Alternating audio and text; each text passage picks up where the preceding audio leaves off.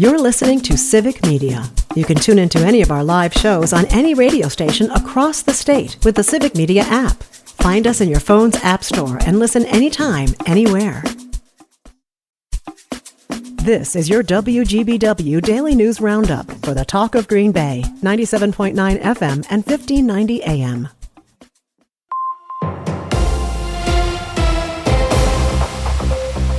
From the 97.9 WGBW Newsroom, I'm Connie Fellman with this local news update. There's extra police at Preble High School today, along with more student support staff after two separate fights during lunch yesterday. In one, a student was arrested, and when officers searched for a locked classroom, they also found a handgun and ammunition. The gun wasn't on the student or out in the open.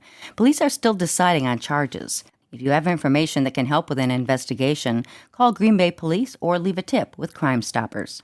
The Green Bay School District is honoring 8 alumni with a new Hall of Fame. At a ceremony yesterday, School Superintendent Vicki Bayer called the project long overdue. During my time here at Green Bay, I had opportunities to encounter so many wonderful, amazing alumni and wondered why we aren't recognizing them. Why aren't we getting a message out about some of the fabulous things happening that our alumni are part of? To be eligible, honorees need to have graduated at least 20 years ago, a requirement easily met by Packers co-founder Curly Lambeau. He graduated from East High School 108 years ago. Lambeau went on to co-found the Packers, lead them to 6 NFL championships, and pioneered the passing game. Another inductee, Preble High School class of 1990, Major General Anthony Mastelier, has an interstellar impact. He's the current Director of Global Space Operations at U.S. Space Command at the Peterson Space Force Base in Colorado. The inaugural Hall of Fame also includes community leaders like Emily Jacobson, East High School class of 2003, and founder of the Wisconsin Doulas Association, and Nancy Nussbaum, West High School class of 1964, former De Pere Mayor and Brown County Executive and Director of Wisconsin Office of Crime Victim Services. An induction ceremony is next month, October 11th. The Packers-Lions matchup on Sunday was the most watched Week 1 game in more than 2.5 decades, according to CBS Sports. The matchup drew nearly 24 million viewers on Sunday. The Pack squares off with the Washington Commanders tomorrow night in prime time. It's their winter warning game, where they'll be all decked out in white uniforms and asking fans to be a part of the whiteout, too. Meanwhile, the Packers are shining a spotlight on high school football coaches across the state. They're looking for your nominations for Coach of the Week. Each week, the Packers recognize a high school coach for making a difference on the field or in the community. Each winning coach gets a $1,000 donation for their school's football program. And at the end of the season, one coach will be named Coach of the Year and be recognized when the Packers host the Bears at Lambeau in December. Nominations are open now, and the first Coach of the Week will be announced next week. More at Packers.com. In Green Bay and across Wisconsin, you could be waiting years to get a defense attorney if you're charged with a crime. A new investigation from Wisconsin Watch highlights the story of one Green Bay resident who's been waiting more than 2 years for a public defender. At her last hearing, the court said it had tried more than 10,000 times to find her an attorney for her 2023 drug possession case. As of the start of August, the state court system reported a backlog of more than 12,500 felony cases. For news at the top and the bottom of the hour all day and on demand anytime at WGBW.FM. I'm Connie Fellman, 97.9 WGBW News. The Brewers wrap it up in Texas. Hi, I'm Mike Clemens with Sports Baseball. Game 3 of the Brewers-Rangers series today in Arlington. Milwaukee losing again last night, this time 5-4. The Rangers rookie Michael Hellman, the star again, with a leaping catch over the outfield fence to deny Bryce Terang a home run, and then he went out and hit his own 2-run homer in his next at-bat. The Brewers have reactivated Rhys Hoskins after missing 57 games with an injured thumb. NFL, the Packers signing wide receiver Christian Watson to a 1-year extension worth $13 million.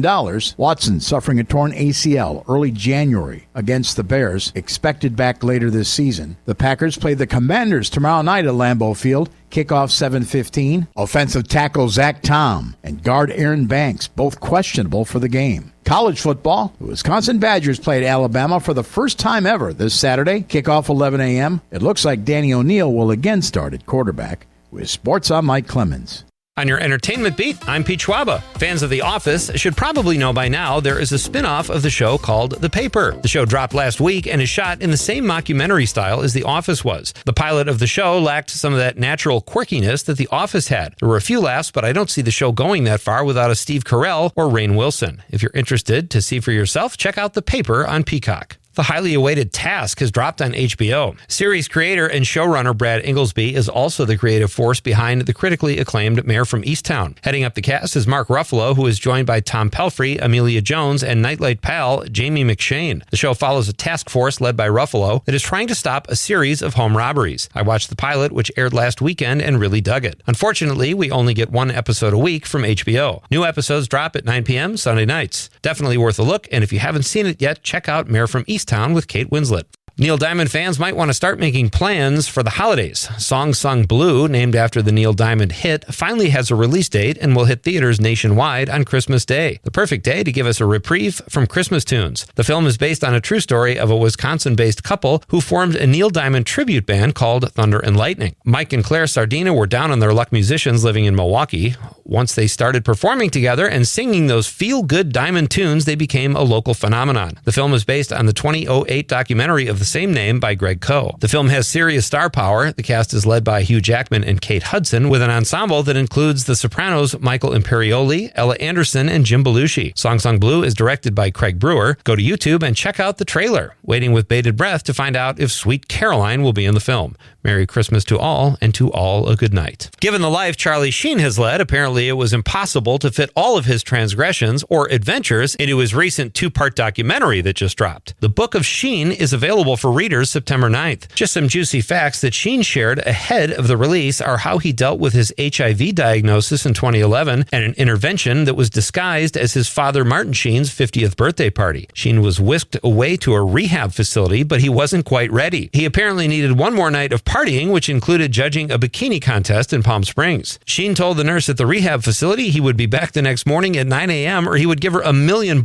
A man of his word, after doing cocaine all night and judging said bikini contest with Nicolas Cage, Sheen returned at 8:44 a.m. to commence rehab. For more showbiz fun, tune into Nightlight with me, Pete Schwaba, weeknights from 6 to 8 p.m. on the Civic Media Radio Network. I'm meteorologist Brandon Bormas. Just an outside chance of a stray shower today. Otherwise, a great-looking September day with partly sunny skies and highs in the mid-70s. Tonight, partly cloudy skies with lows in the mid-50s. Another good one on Thursday, mostly sunny, a high of 76. Right now, it's 60 degrees.